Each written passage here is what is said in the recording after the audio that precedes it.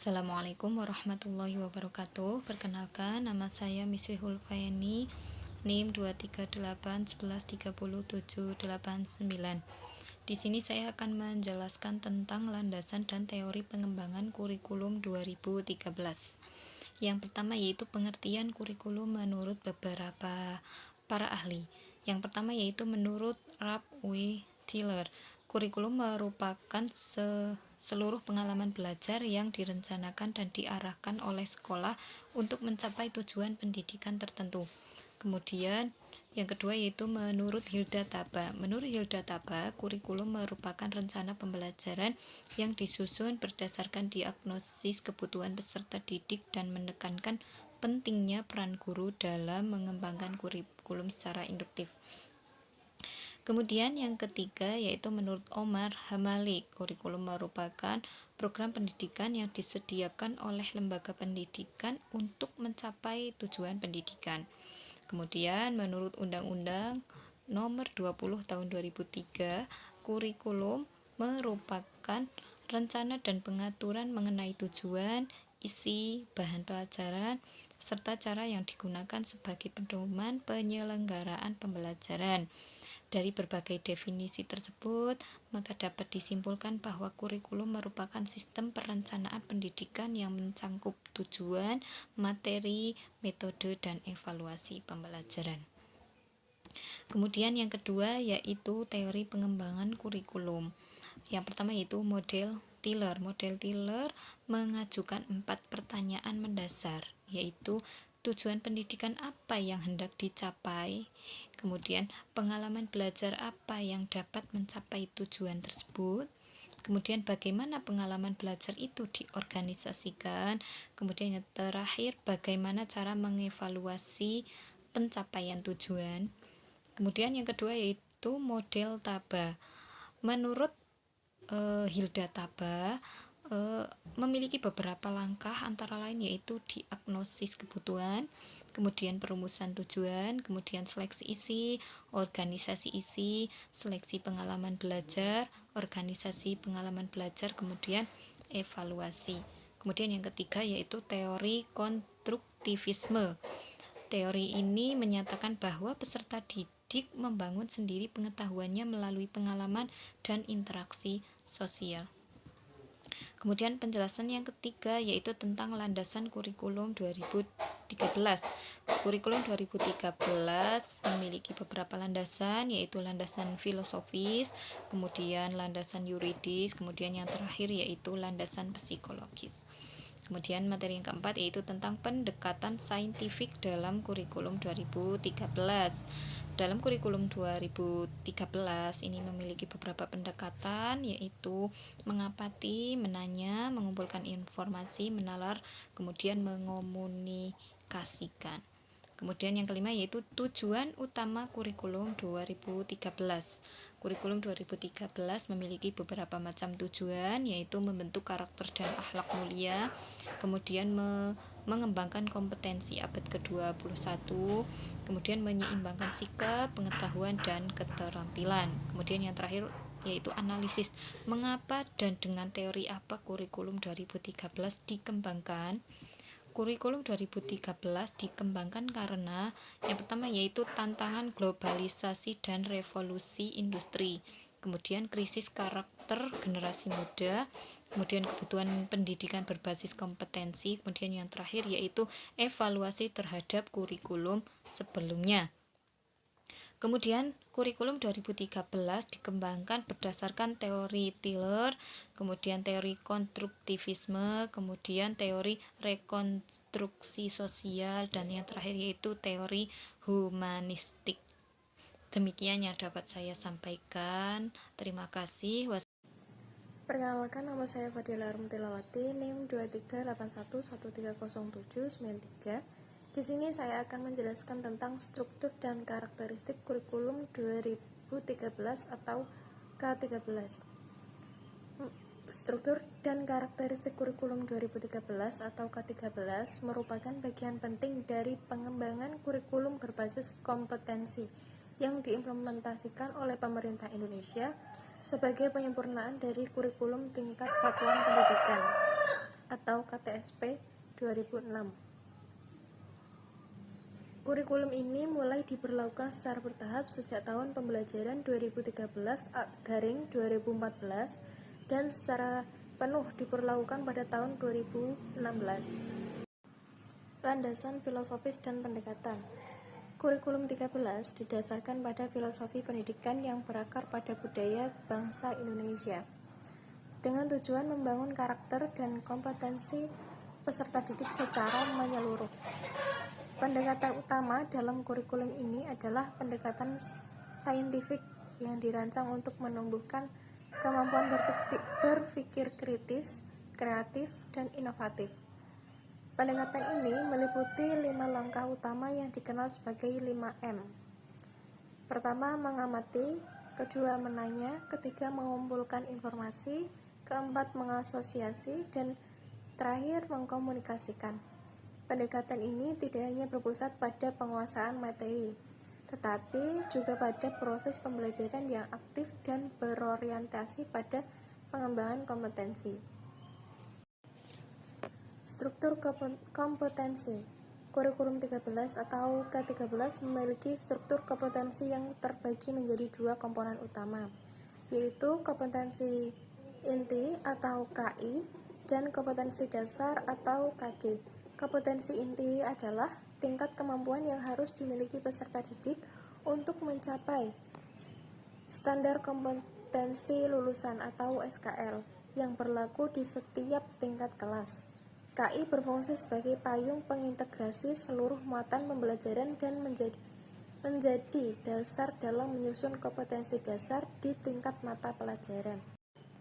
Terdapat 4 KI utama dalam kurikulum 13, yaitu sikap spiritual, kompetensi inti 1, sikap sosial, kompetensi inti 2, pengetahuan, kompetensi inti 3, keterampilan, kompetensi inti 4. Kompetensi dasar adalah penjabaran dari kompetensi inti yang menunjukkan kemampuan spesifik yang harus dikuasai peserta didik melalui proses pembelajaran.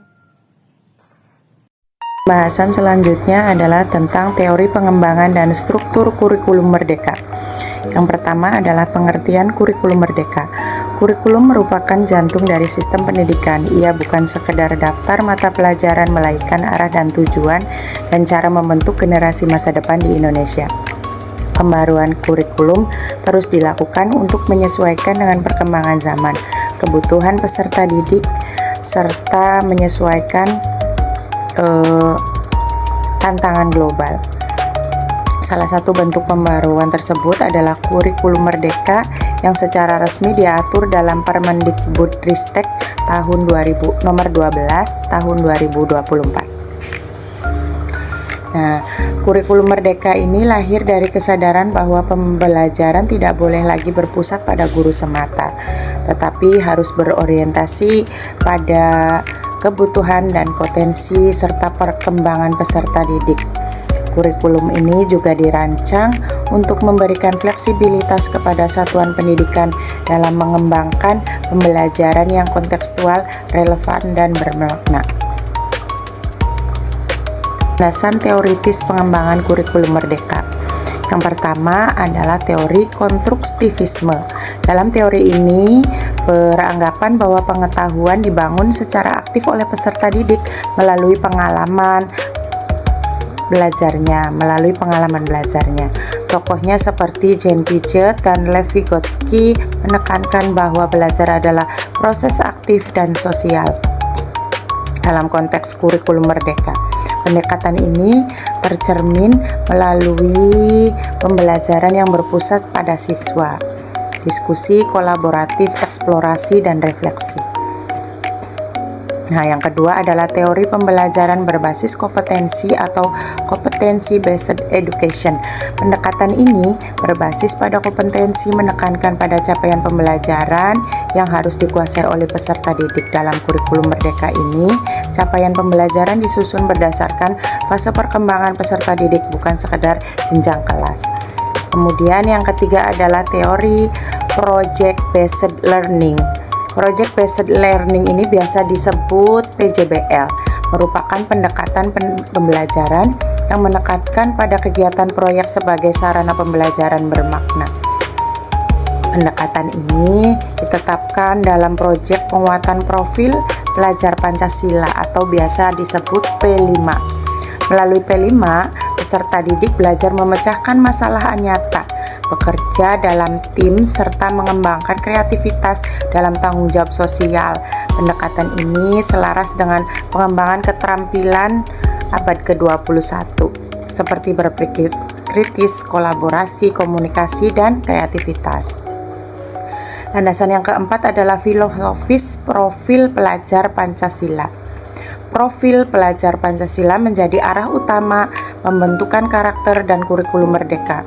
Profil ini mencerminkan nilai dasar bangsa Indonesia yang berakar pada Pancasila, tujuan pendidikan nasional. 6 dimensi profil pelajar Pancasila. Yang pertama meliputi beriman, bertakwa kepada Tuhan Yang Maha Esa, dan berakhlak mulia. Kemudian berkebinekaan global. Kemudian gotong royong, mandiri, bernalar kritis, dan kreatif. Selanjutnya adalah struktur kurikulum merdeka. Struktur kurikulum merdeka terdiri atas dua komponen utama, yaitu pembelajaran intrakurikuler dan proyek penguatan profil pelajar Pancasila. Yang pertama, pembelajaran intrakurikuler. Pembelajaran ini memuat mata pelajaran dengan capaian pembelajaran yang telah ditetapkan secara nasional. Capaian ini disusun berdasarkan fase perkembangan peserta didik, yaitu fase A. Fase A itu kelas 1, kelas 2. Fase B, kelas 3, kelas 4. Fase C, kelas 5, kelas 6. Fase D, kelas 7 sampai kelas 9. Fase E, kelas 10. Dan fase F, kelas 11 dan kelas 12. Pendekatan berbasis fase memungkinkan fleksibilitas dalam perencanaan pembelajaran sesuai dengan kebutuhan siswa. Kemudian proyek penguatan profil pelajar Pancasila atau P5. P5 merupakan ciri khas kurikulum merdeka. Proyek ini dilaksanakan secara lintas mata pelajar dan bertujuan untuk memperkuat karakter siswa melalui pengalaman nyata. Alokasi waktu P5 berkisar sekitar 20-25% dari total jam pelajaran dalam 1 tahun. Tema proyek bersifat fleksibel dan kontekstual seperti kewirausahaan, gaya hidup, berkelanjutan, kearifan lokal, dan teknologi untuk membangun NKRI. Implikasi di satuan pendidikan. Kurikulum merdeka menuntut perubahan paradigma guru. Dari sekolah guru perlu mengembangkan perencanaan pembelajaran berbasis capaian, asesmen autentik yang menilai proses dan hasil, diferensiasi pembelajaran sesuai kebutuhan siswa, kolaborasi antara guru dan pelaksanaan proyek. Kesimpulannya, kurikulum merdeka merupakan inovasi pendidikan yang berlandaskan teori konstruktivisme pembelajaran berbasis kompetensi dan project based learning.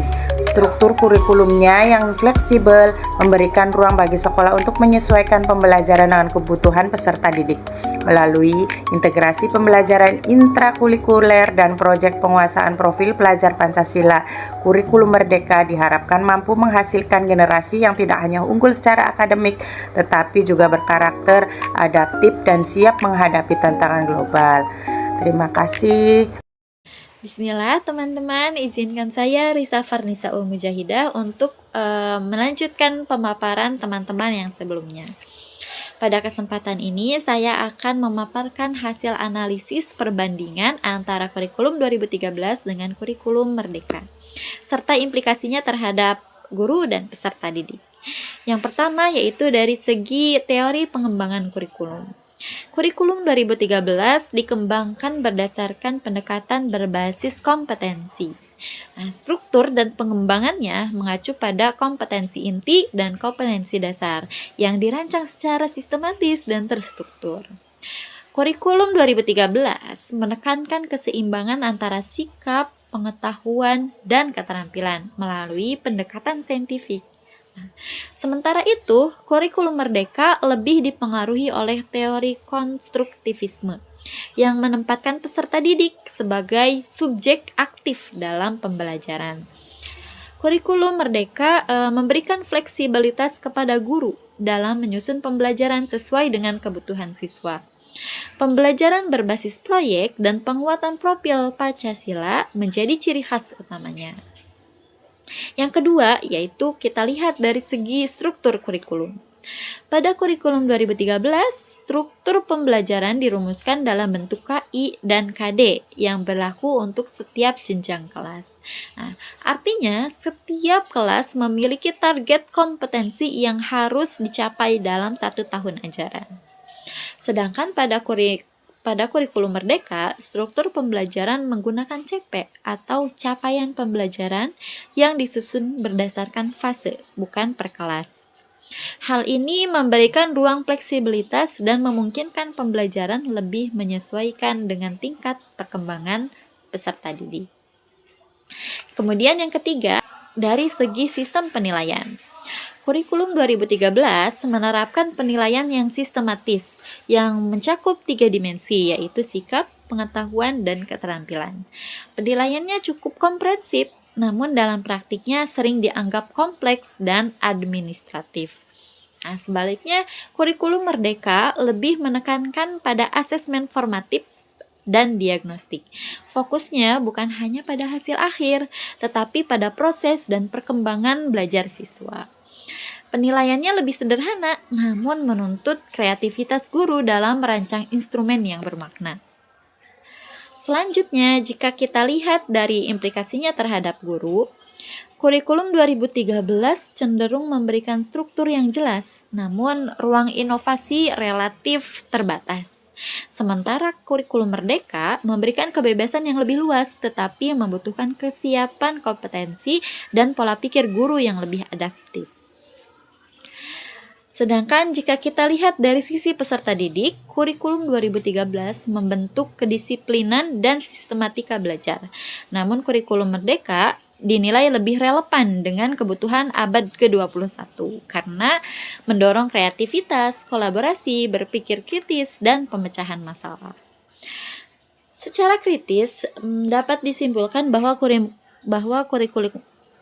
kurikulum merdeka lebih responsif terhadap tantangan global dan perkembangan zaman. Namun, keberhasilannya sangat bergantung pada kesiapan sumber daya manusia dan dukungan sistem pendidikan secara menyeluruh. Oleh karena itu, perubahan kurikulum tidak hanya soal dokumen, tetapi juga soal kesiapan implementasi di lapangan. Demikian pemaparan saya, kurang dan lebihnya saya